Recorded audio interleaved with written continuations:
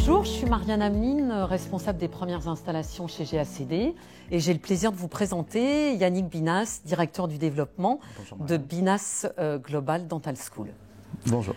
Aujourd'hui, Yannick, tu vas nous parler de la communication avec le patient et comment on peut optimiser sa relation avec le patient au sein du cabinet. Absolument Marianne, c'est vrai que c'est un sujet très vaste et je remercie très chaleureusement toute l'équipe de GACD de m'avoir proposé d'intervenir sur ce thème. Avant toute chose, je précise que c'est un sujet que je vais traiter en quelques minutes mais qui demande un très très long développement. Alors pour démarrer, je pense que la première étape fondamentale pour avoir une bonne approche avec le patient, c'est justement de placer ce patient, votre patient, au cœur de tous les systèmes de votre cabinet. C'est ce qui va faire la différence et ce qui va vous permettre d'avoir et d'aborder une relation patient des plus saines et des plus sereines avec votre patient justement. Donc la première étape, et c'est certainement l'une des plus importantes, c'est que pour mettre en place une bonne et pour instaurer une bonne relation avec votre patient, vous allez devoir éduquer et informer votre patient. Éduquer et informer votre patient à quoi? À plusieurs choses. Tout d'abord, vous allez devoir le faire adhérer à la vision de la dentisterie que vous avez, vous en tant que praticien ou praticienne, faire adhérer le patient à cette vision de la dentisterie. Et ce n'est pas une chose facile. La première étape, c'est déjà de définir vous-même votre vision. Beaucoup de praticiens ne savent pas ce qu'ils veulent en tant que pratique au quotidien. Donc, première étape, définir votre vision. Deuxième étape, c'est transmettre cette vision à vos équipes. Là aussi, beaucoup de praticiens ou praticiennes ne savent pas vraiment comment transmettre leur vision et le type de pratique qu'ils veulent avoir au quotidien. Et enfin, troisièmement, c'est éduquer et informer votre patient par rapport à cette vision-là. Et très clairement, on met les pieds dans le plat dès le départ, certains patients n'accepteront pas forcément, ou n'adhéreront pas forcément à cette vision de la dentisterie que vous avez. Ce n'est pas une chose évidente à accepter, mais vous ne pouvez pas soigner tout le monde. Alors attention, là aussi je sais ce que certains pensent, mais on a une obligation de soigner, on a une obligation de traiter. Bien entendu, ce n'est pas ce que je dis juste que certains patients n'adhérant pas à votre vision de l'activité ou de la dentisterie, il faudra les orienter peut-être ailleurs. Vous avez une obligation de suivi, mais pas forcément de traitement. C'est un point fondamental.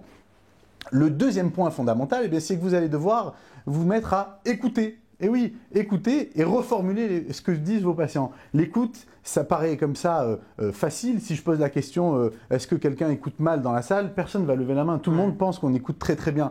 Or, on se rend compte là aussi que l'écoute est un véritable sacerdoce et que ça ne s'arrête jamais. Une fois qu'on découvre les chemins de l'écoute, on ne s'arrête plus. C'est fondamental. Alors, il y a un proverbe fameux qui dit il nous a été donné 2 oreilles et une bouche pour écouter plus que de parler. C'est important. C'est-à-dire que l'écoute, ce n'est pas uniquement s'asseoir avec le patient et faire semblant d'écouter. Non, il faut l'écouter vraiment, être dans l'empathie. Maintenant que nous avons planter le décor, je vous propose de rentrer dans le vif du sujet avec l'étape qui est pour nous dans la relation patient la plus importante, à savoir la première consultation. Alors, la première consultation, c'est une étape fondamentale que nous avons découpée chronologiquement en 5 étapes. Tout d'abord, vous avez l'accueil du patient par l'assistante ou la secrétaire. Là aussi, je rigole souvent avec les praticiens et les équipes parce que je ne sais pas si vous avez déjà entendu parler de l'accueil cheveux. L'accueil cheveux, c'est un accueil très classique dans les cabinets dentaires. Vous avez l'assistante qui est au comptoir, un patient qui est en train de régler, le téléphone qui sonne et le nouveau patient qui vient pour sa première consultation, qui lui arrive, il ding et puis il ouvre la porte parce que l'assistante elle n'a pas le temps de se lever et puis quand il rentre, il tombe sur les cheveux de l'assistante parce qu'elle n'a pas le temps, elle est débordée. Aujourd'hui, l'étape numéro 1 d'une bonne première consultation réussie, c'est de faire un accueil physique par l'assistante. Ça implique quoi dans ces temps un peu troubles avec les normes et les consignes sanitaires très strictes? Bien entendu qu'il faut respecter les distances et les mesures sanitaires les plus strictes. Mais autant que faire se peut, allez ouvrir la porte à votre patient. Ça lui permettra de rentrer dans votre cabinet et d'être rassuré dès le départ. La deuxième étape fondamentale et qui est souvent négligée par les cabinets malheureusement, c'est l'accueil par le praticien. Alors là aussi, pour nous, nous sommes très très clairs, il est important que, donc, une fois que l'assistante a amené le patient ou la patiente en salle d'attente, il est important que le praticien aille chercher le patient ou la patiente en salle d'attente. Alors, je vous dirais en temps normal qu'il est de coutume, et c'est ce qu'on préconise, c'est en général de serrer la main du patient. Aujourd'hui, bien entendu, vous tenez compte, comme pour l'accueil physique pour l'assistante, des points sanitaires en cours. Et bien entendu, aujourd'hui, on ne le fait pas, mais ne serait-ce que de se déplacer pour le praticien dans la salle d'attente, d'aller identifier lui-même son patient ou sa patiente, de le reconnaître auprès de éventuellement d'autres patients s'il y a d'autres patients dans la salle d'attente, ça crée tout de suite une relation différente avec le patient et ça met aussi le patient en confiance. Donc c'est le deuxième point, c'est l'accueil physique par le praticien. Je voudrais à ce moment-là juste faire une première pause par rapport aux 5 étapes. C'est que, et j'ai oublié d'en parler, c'est que bien entendu cette première consultation, elle doit être préparée en amont. Pourquoi ?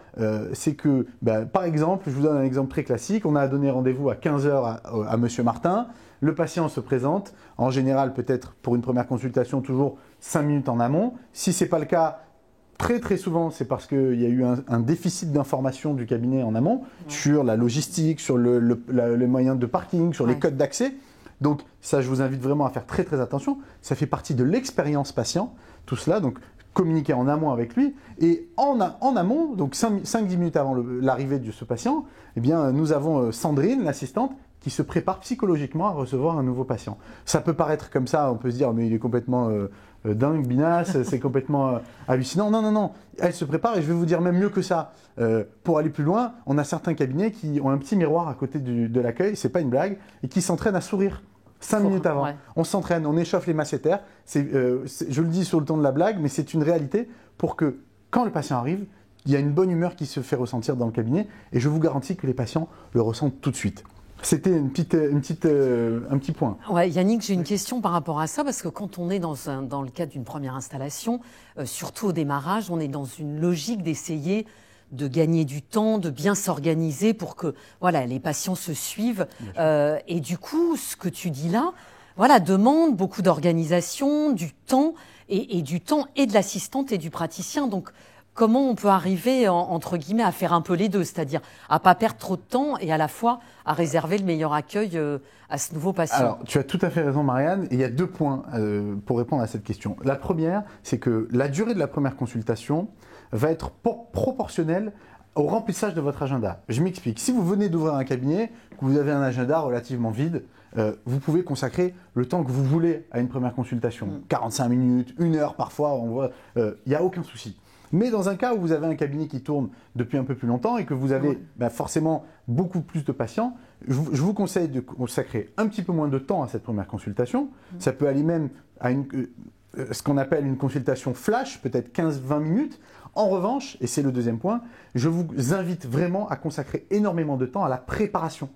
Oui, donc, tout va venir de l'anticipation et de la préparation que vous allez mettre par rapport à cette première consultation. Je fais le parallèle pour illustrer un petit peu ça. C'est comme un grand chef de cuisine. Vous avez un chef de cuisine étoilé, il n'arrive pas à midi pour le coup de feu qui se passe à 12h30. Il a tout préparé. Le matin, il a été acheter ses légumes au marché. Il a préparé ses recettes en amont. Toutes ses équipes, sa brigade est prête.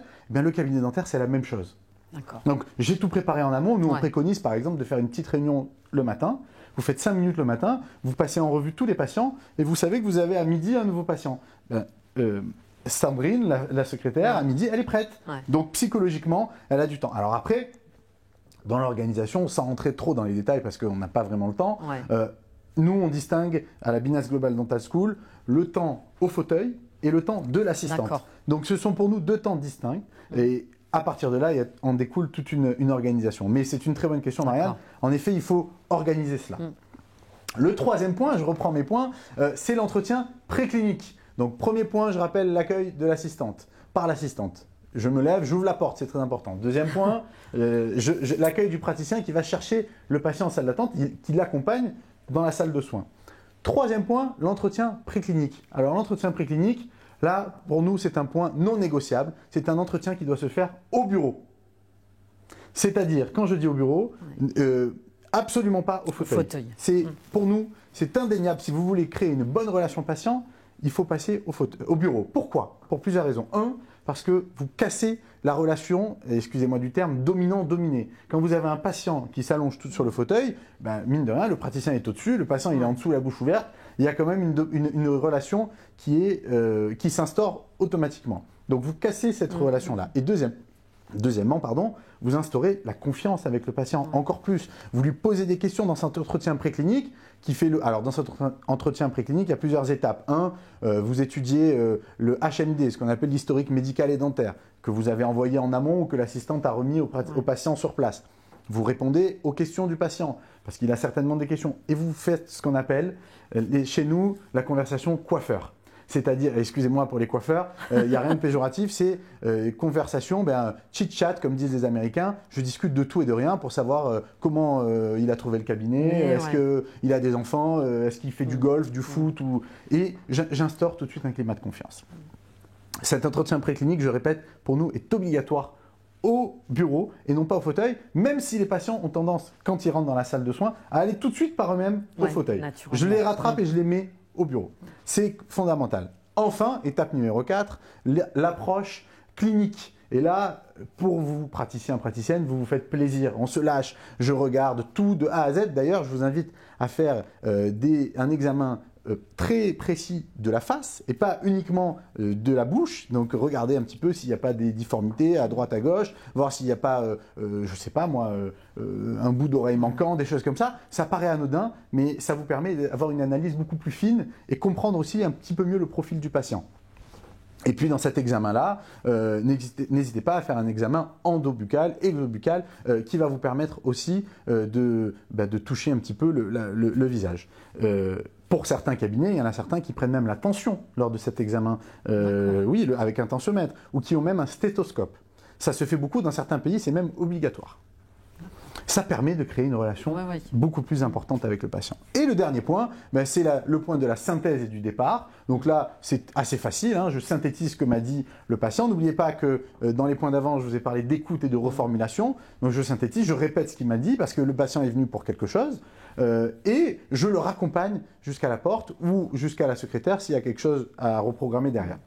C'est important, je précise bien que dans cette séance-là, très rares sont les cas où je vais présenter un plan de traitement. Ah oui, j'allais te demander justement. Très très rare. Ouais. L'erreur est faite, j'en parlerai par la suite. L'erreur est très fréquente de présenter un plan de traitement à la première consultation. Je vous invite, s'il vous plaît, à vous mettre à la place du patient qui lui est venu pour un détartrage à 23 € et qui va repartir, si on lui présente tout de suite un devis, avec un devis à 2000 ou peut-être même à 800 ou 3000 €, peu importe le montant. Il n'est pas prêt psychologiquement pour ça, il ne vous connaît pas assez et il n'est pas venu pour ça. Donc, c'est vraiment très très important de consacrer du temps à cette première consultation. Là, j'ai passé 5 minutes, mais ça demanderait des journées de détails. J'ai voulu vous synthétiser en 5 étapes fondamentales. Le point complémentaire, c'est maintenant la mise en place de scripts. Les scripts qui vont vous permettre de mettre en place une communication sereine et stable au sein du cabinet. Qu'est-ce qu'un script? Pour faire très simple, mais en fait, c'est un scénario préétabli de situations récurrentes au sein du cabinet. Qu'est-ce que c'est une situation récurrente au sein du cabinet? L'arrivée d'un patient pour une première consultation.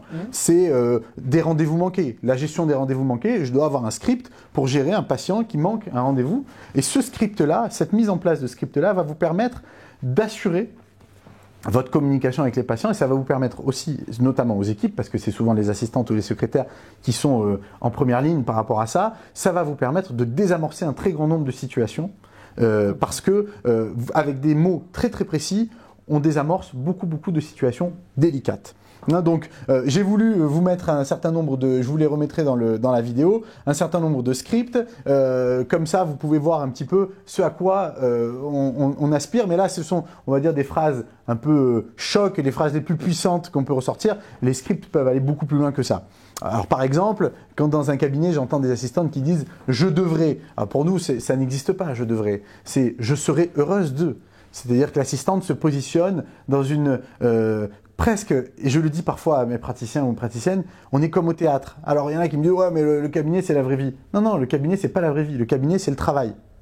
Quand je suis au théâtre, je me soucie pas de savoir si l'acteur il a eu mal au ventre juste avant ou s'il vient de se disputer avec sa femme. C'est pas mon problème. Et donc ça change tout dans la relation. C'est-à-dire que oui, je joue parfois un petit peu un rôle, je me fais violence, mais c'est pour le bien-être du patient. N'oubliez pas ce que j'ai dit au départ, c'est que tout ça se fait dans l'intérêt du patient.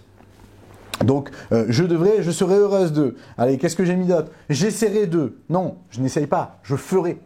Je fais. parce que ça change tout, là, ça rassure le patient. Allez, un très classique, c'est j'ai Madame Martin qui appelle et qui me dit voilà, je voudrais un rendez-vous, mon agenda est full, complet. Je dis ah ben non, oh là là, pas avant vendredi. Non, pas avant vendredi, ça n'existe pas. C'est dès lundi prochain. Le D provoque chez le patient, et c'est scientifiquement prouvé, une forme d'hypnose ericksonienne qui va faire que le patient dit ah oui, D, c'est tout de suite quoi. Ouais. Même si c'est dans 2 mois. Donc c'est très important. Le 3e point, c'est je ne sais pas. Alors, le dernier point, pardon, c'est je ne sais pas. C'est un grand classique, le je ne sais pas. Non, vous êtes secrétaire, assistante dans un cabinet, le je ne sais pas n'existe pas. Ouais. C'est je me renseigne et je reviens vers vous. Et surtout, je reviens vers vous. J'oublie pas. Hein, mesdames, messieurs les praticiens ou les assistantes, combien de fois ça vous est arrivé? Vous êtes tranquillement assis dans votre fauteuil, vous regardez, je sais pas, la série du moment, les experts, ouais. Ou je sais pas, et puis d'un coup vous dites ah mince, Madame Martin, je l'ai oublié. Eh bien non, en tant que professionnel, vous devez vous noter et vous devez rappeler les personnes auprès de qui vous vous engagez.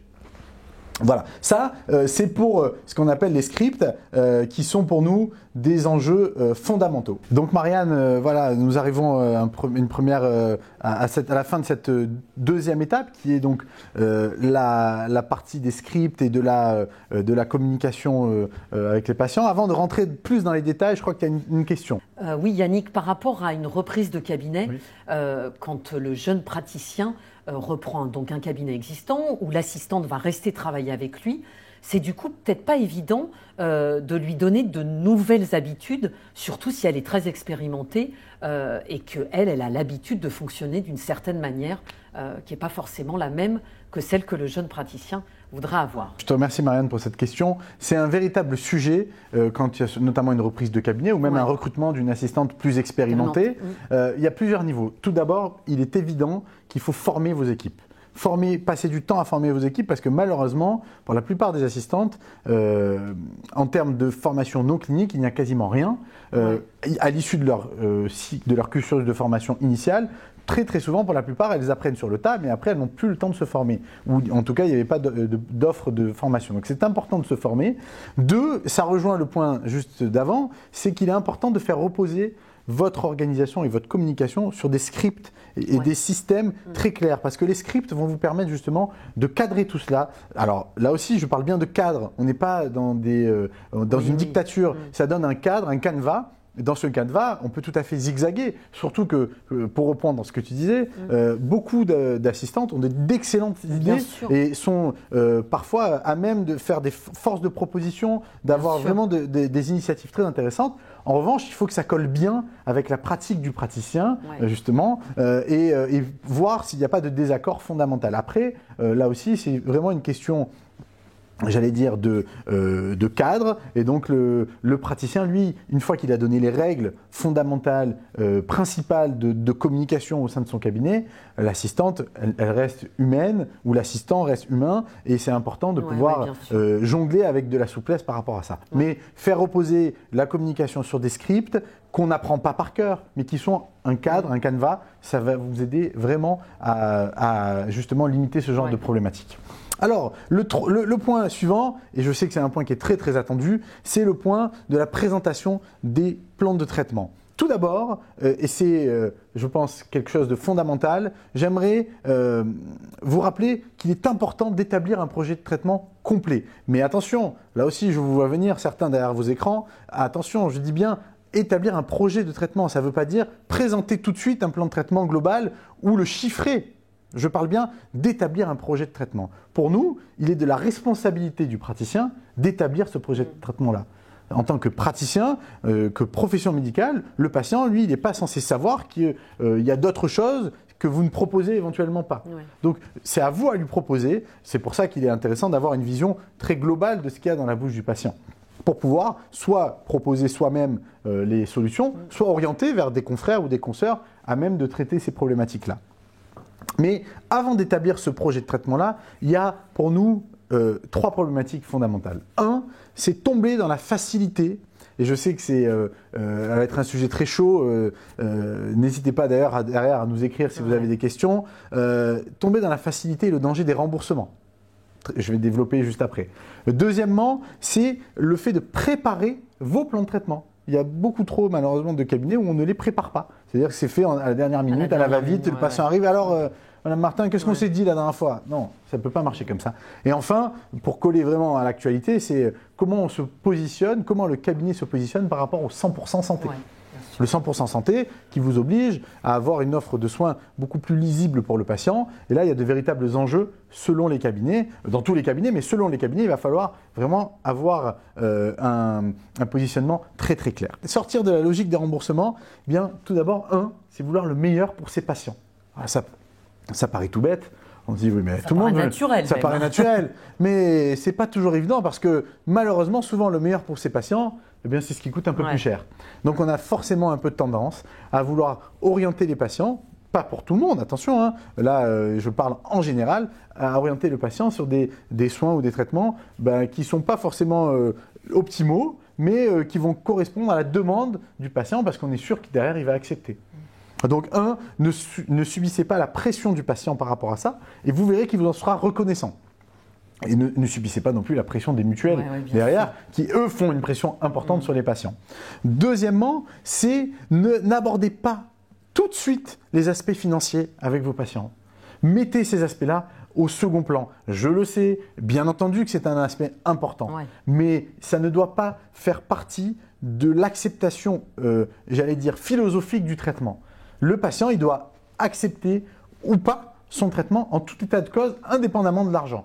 Raisonnez comme si c'était pour votre mère, votre sœur ou votre fille, vous lui proposez le meilleur traitement et s'il adhère à ça, à ce moment-là, on trouve des solutions pour l'aider à mettre en place ce traitement-là. D'ailleurs, peut-être des ententes financières ou autre. Tu as une question? Mais oui, parce qu'en fait, il faut qu'il comprenne surtout le plan de traitement et il faut que le praticien soit très pédagogue parce que voilà, c'est vrai que si c'est trop clinique ou trop médical, sans explication claire, ça peut mettre le patient dans une relation de méfiance. Pour obtenir l'adhésion du patient à un traitement, vous devez faire preuve en tant que praticien ou praticienne d'extrêmement de pédagogie et vous devez employer un langage qu'il comprend. Et là, je vous assure que si demain vous vous filmez ou vous demandez à votre assistant de vous filmer quand vous parlez au patient, la plupart d'entre vous être extrêmement technique. C'est terrible. Et malheureusement, vous ne trouverez aucun patient qui va vous dire qu'il n'a pas compris. Parce que le patient, il ne veut pas passer pour quelqu'un qui ne comprend pas. Donc, il va vous dire oui à tout. Et d'ailleurs, moi, quand je vais dans les cabinets, les praticiens me disent « Ah non, mais moi, les patients, ils me disent toujours oui à tout. » Ah oui, mais sauf qu'ils ne comprennent rien. Donc, je vous le garantis. D'ailleurs, moi, en tant que patient, une fois sur deux, je ne comprends pas. Donc, et je gravite dans ce domaine-là. Donc, imaginez un patient qui vient chez le dentiste, parfois, voire souvent à reculons, parce que dans l'imaginaire du patient, aller chez le dentiste, qu'on se le dise, ça fait rêver personne. Si en plus, il a une douleur ou quoi que ce soit, si vous êtes trop technique, ça ne marche pas. Donc, évidemment, faire preuve d'écoute, d'empathie et travailler sur de la pédagogie, c'est ce qui va faire que votre patient va adhérer ou pas à votre philosophie de traitement. Et puis, il y a un dernier point, et là, je mets un peu les pieds dans le plat, c'est qu'il faut savoir identifier vite des patients qui adhèrent ou pas à votre philosophie et donc qui, entre guillemets, en valent ou pas la peine.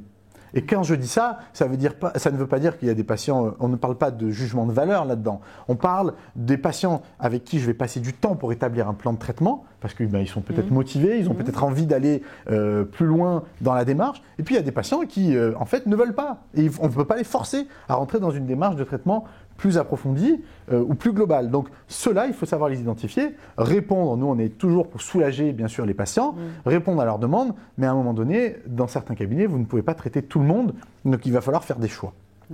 Ça revient un petit peu à ce que je disais tout à l'heure, savoir peut-être parfois se séparer de certains patients. C'est pas toujours facile. Alors, pour cela, il faut entrer dans une approche de diagnostic clinique à vie. Qu'est-ce que c'est le diagnostic clinique à vie? Eh bien, en fait, c'est que vous recommandez continuellement le meilleur traitement à vos patients. Alors qu'avant, eh bien, souvent, comment c'était? Je soignais la dent uniquement pour laquelle le patient venait. Il avait déjà fait le pré-diagnostic. Ah, j'ai une douleur ici, monsieur docteur, soignez-moi ça. Oui, mais c'est pas comme ça. Aujourd'hui, ça c'était avant. Comme disait notre cher Alain Afflelou, c'est plus possible. Avant, c'était avant. Aujourd'hui, en 2020, on ne peut plus avoir cette approche-là. Donc, il faut répondre à la demande des patients, bien entendu, mais aller beaucoup plus loin et recommander un traitement idéal en permanence. Et puis, avant, c'était également n'identifier que les problèmes une fois que les dents étaient souvent cassées ou fragilisées. Donc, anticiper, ne pas attendre d'être justement dans des solutions ou en fait qui vont être des solutions d'urgence. Alors, pour rentrer encore plus dans le détail, pour optimiser une véritable présentation des plans de traitement, il y a plusieurs points. Avant, c'était apprendre ou à laisser. C'est-à-dire que tu venais chez moi, de toute façon, je suis complet, je suis plein sur 4 mois, tu veux pas, tant pis, ciao, comme on dit à Marseille, excusez-moi, c'est à bientôt, au revoir, va voir ailleurs. Ça, c'est plus possible. En 2020 aussi, notre logique, c'est tout proposer, ne rien imposer. C'est-à-dire que, bien sûr que le patient, il est en droit de refuser. Il a aussi le droit de refuser. Et c'est pas pour autant qu'il n'a pas compris la démarche. Même si vous avez été ultra pédagogue et tout ça, il a quand même le droit de vous dire non, pas pour le moment, peut-être dans 2 ans, peut-être plus tard, c'est pas le moment. Donc, il a le droit. Donc ça, il faut le comprendre. C'est pour ça qu'il faut avoir une approche beaucoup plus progressive c'est toute la difficulté de la présentation des plans de traitement, c'est qu'il faut avoir une approche globale, mais une démarche progressive. Par étape. Un peu. Étape par étape. Ouais. Sauf si, et là c'est le rêve de tous les praticiens, vous avez un patient qui vous dit docteur, refaites-moi la bouche complète, allez-y. Mais allez-y, mais si vous avez un rêve, ça. Ça arrive dans certains cabinets, mais la majorité des cabinets, les patients ne viennent pas pour ça, parce qu'ils ne savent pas ce qu'ils ne savent pas. Ils ne vont pas vous demander quelque chose alors qu'eux-mêmes ne savent pas qu'ils en ont besoin. Donc, c'est avoir cette approche progressive. Deuxièmement, c'est proposer un traitement adapté. Ça rejoint ce que je disais. Troisièmement, c'est savoir que chaque patient est différent.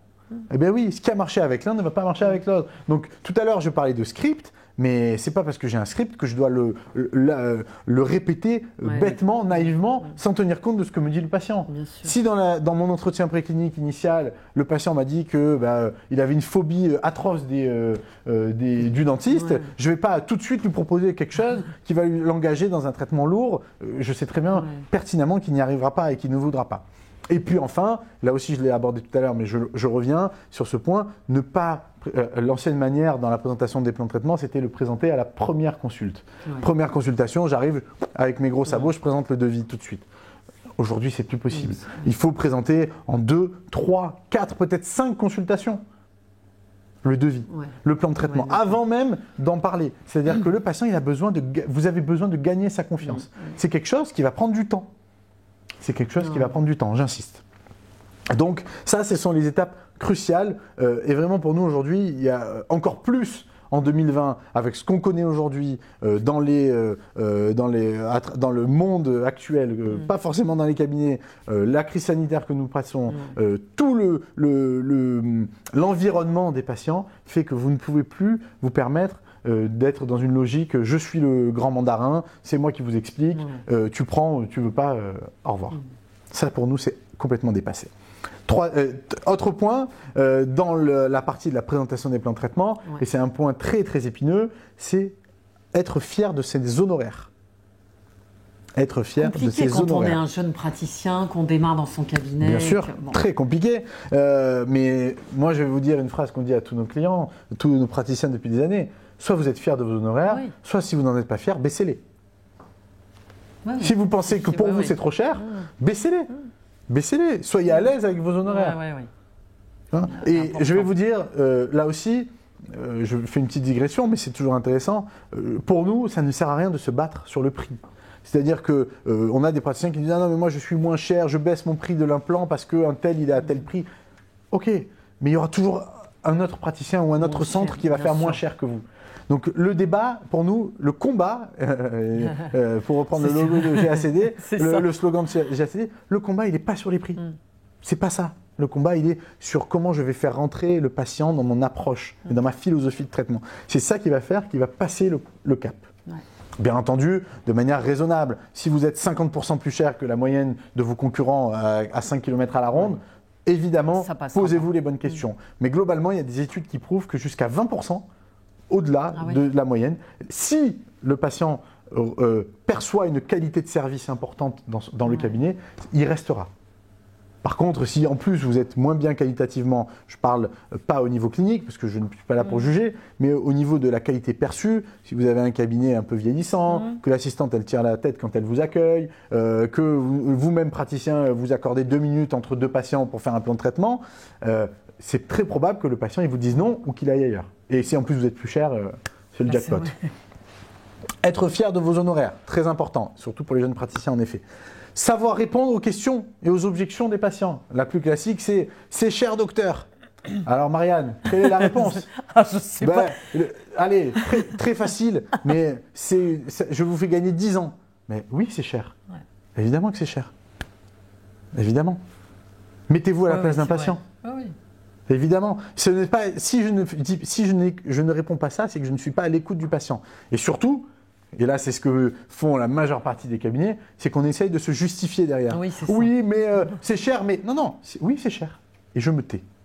Bon courage pour le faire. Ouais, faut s'entraîner dans bien sûr, il faut s'entraîner tous les matins devant la glace. Oui, absolument. Mais je vous garantis qu'en termes de communication, c'est radical parce que 1, vous êtes dans l'empathie. Oui. 2, mais attendez, c'est vrai que c'est cher. C'est vrai que c'est cher. Un implant, combien ça coûte? Oui, c'est cher. Évidemment, mettez-vous à la place du patient. Bon, bonne nouvelle, c'est cher, et je vous mettrai une diapo, mais beaucoup de patients dépensent leur argent dans des dépenses dont ils n'ont pas besoin. Ça, c'est un point fondamental et donc il faut en avoir conscience. Votre plus gros concurrent, ce n'est pas ni le centre dentaire d'à côté, ni le centre mutualiste, c'est Club Med, c'est Disneyland, c'est tous les acteurs c'est Amazon. Alors là, pour lutter contre eux, il faut se lever tôt le matin. Mais par contre, c'est Apple. Ce qu'il va mettre dans un iPhone, votre patient, il ne le mettra pas dans son soin dentaire. Ouais. Donc il faut arbitrer. À vous d'être convaincant et de créer une relation de confiance tellement forte que le patient, il va vouloir arbitrer et dire bah, ok, cette année, je ne m'achète pas l'iPhone 12, mais par contre, je me refais mon sourire. Et je peux vous garantir, sans être praticien, que ça va lui changer 100 fois plus la vie que d'avoir un iPhone 12. Hein. D'avoir un sourire, de laisser tomber l'appareil où je suis obligé d'aller aux toilettes pendant que je suis au restaurant, où je me cache parce que j'ai quelque chose de coincé. Si je me mets un bel implant ou une belle couronne en beau bridge, ça change la vie radicalement. Mais ça, vous-même, vous devez en être convaincu et transmettre ça à vos patients. Sur la réponse aux questions, il y a 3 éléments. Il y a 2 éléments, pardon. 1, ne répondez pas aux questions qu'on ne vous pose pas. Pour la plupart des praticiens, vous êtes trop technique et vous tirez des fois des balles dans le pied. Ah non, mais je vous rassure, ça fait pas mal. Mais on t'a rien demandé. On t'a pas dit, on sait pas si ça fait mal, ça fait mal. Le patient, il n'a pas pensé à ça.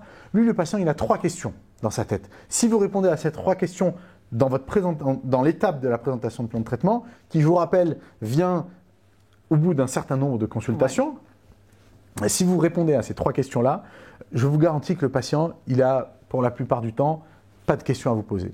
La première, c'est est-ce que l'information que je reçois est loyale à mon égard? Est-ce qu'elle est compréhensible et loyale? C'est-à-dire que, est-ce que j'ai l'impression que le praticien ou la praticienne que j'ai en face, elle me dit ça parce que c'est vraiment pour moi qu'elle le fait et pas parce que, en fait, elle m'a vu comme un tiroir-caisse. Ça, c'est le premier point. La relation de confiance. La relation de confiance. Ouais. Donc, d'où l'intérêt de le faire au bout d'un certain nombre de rendez-vous. Deuxièmement, quel avantage je vais en tirer? J'ai le mariage de ma fille dans 2 mois, on me propose des facettes, ah oui, ou un blanchiment, je vais avoir un sourire de rêve, waouh, là j'en retire des avantages. Mais ça sera à vous en tant que praticien, praticienne, à l'identifier en amont, parce que si vous avez fait, et si on remonte plus haut, l'entretien préclinique, je vous garantis que correctement, cet entretien avec de l'écoute et de l'empathie, elle vous l'a dit que sa fille, elle se mariait dans 2 mois. Ouais. Et donc vous, dans votre présentation de plan de traitement, vous l'avez mis en avant, parce que c'est la réalité. Elle aura un beau sourire. Et 3, c'est est-ce que je peux assurer financièrement cette dépense? C'est les 3 questions que les patients se posent. Le reste, ce ne sont pas des vraies questions. C'est des questions où j'allais dire n'importe qui dans le cabinet doit être capable d'y répondre pour rassurer le patient. Ouais. Mais ces 3 postes sont les plus importants. D'ailleurs, sur la question des dépenses, si vous avez anticipé en amont et que vous avez expliqué que dans votre cabinet, vous mettez en place des ententes financières, que vous proposez des étalements et que vous êtes très ouvert à la discussion par rapport à ça, je vous garantis que les questions, elles se poseront avec l'assistante, mais plutôt sur les modalités de mise en place que sur le prix. Que sur le prix. Hein? Donc ça, c'est véritablement les étapes cruciales d'une présentation de plan de traitement. Alors Marianne, là aussi, je l'ai fait en quelques minutes, mais c'est quelque chose qui prend plusieurs heures et je l'ai fait vraiment très synthétique. Chaque étape doit être détaillée, bien sûr. Et permettra de construire une relation vraie et sincère avec le patient. Enfin, pour conclure, il y a un aspect qui est fondamental, mais c'est les nouvelles technologies dans la relation patient. Parce que tu vois, on me dit, ah oui, mais moi, mon cabinet, il est full option dans les technologies. J'ai l'écran au plafond, l'écran plat, j'ai les caméras empreinte optique, l'usineuse, l'imprimante 3D, j'ai tout ce qu'il faut. Je donne pas de marque, j'ai tout ce qu'il faut. Mais vous trouverez tout ce qu'il faut chez GACD. Mais en revanche, la technologie ne remplacera jamais la relation. La relation. C'est fondamental. Et ça, vous pouvez avoir le plus beau cabinet du monde. Si vous êtes un mauvais communicant, la technologie, ça sera au second plan. Absolument. Donc, beaucoup de praticiens se rassurent. Alors, investissez dans ces technologies. Attention, ce n'est pas ce que je dis. Mais investissez aussi dans les formations qui vont avec. Formez-vous à la communication. Vous avez un site internet, très bien, il en faut un. Bien sûr, aujourd'hui, la question ne se pose même plus. Mais qu'est-ce qu'on met dedans? Est-ce que je mets le même contenu que je trouve dans tous les sites internet que je peux trouver à droite à gauche? Ou est-ce que je mets du contenu vidéo plus adapté qui va répondre aux questions de mes patients, aux demandes de mes patients? Tout ça contribue à la création d'une relation patient saine et de confiance. Et enfin, ça c'est une notion qu'on a depuis des années à la Binas Global Dental School, c'est que pour répondre véritablement à ces enjeux-là, vous devez avoir, avec la période très trouble qu'on connaît, mais qui est en vérité uniquement un accélérateur d'une forte tendance, cette période-là, les patients qui sont ultra consommateurs, on le voit, même certains cabinets nous disent ils sont agressifs les patients, parce que ils en ont marre, le masque rend agressif d'ailleurs, il y a des études qui le prouvent, on a marre d'attendre, on veut pas de retard et tout ça. Votre cabinet, il doit être vraiment spécial. Il ne doit pas être comme le cabinet du coin. Qu'est-ce que je trouve dans mon cabinet que je ne trouve pas chez mon voisin ou dans le centre dentaire? Et donc moi, je vous invite vraiment à réfléchir à cette question-là, c'est en quoi mon cabinet est différent des autres. Si vous avez déjà une piste de réflexion par rapport à ça, vous avez fait un premier pas. Et après, une fois que vous avez ça, il faut creuser et cultiver cette différence par rapport aux autres, ce qui va vous permettre justement d'entretenir encore plus cette relation. La difficulté, c'est que les autres à côté ne dorment pas. Donc vous êtes différent aujourd'hui parce que vous avez la caméra ou l'empreinte optique, mais peut-être que dans un mois, votre voisin va l'acheter et là, vous serez plus différent. Voilà Marianne, pour ma part, j'ai terminé. Je tiens à vous remercier tout particulièrement pour cette invitation. Je ne sais pas si tu as des questions. Non, merci à toi Yannick, c'était très intéressant. On s'est bien rendu compte combien la relation avec le patient était clé dans les cabinets aujourd'hui. Merci beaucoup. Si vous avez des questions, n'hésitez pas à nous contacter. À très bientôt. Au revoir. Au revoir, à bientôt.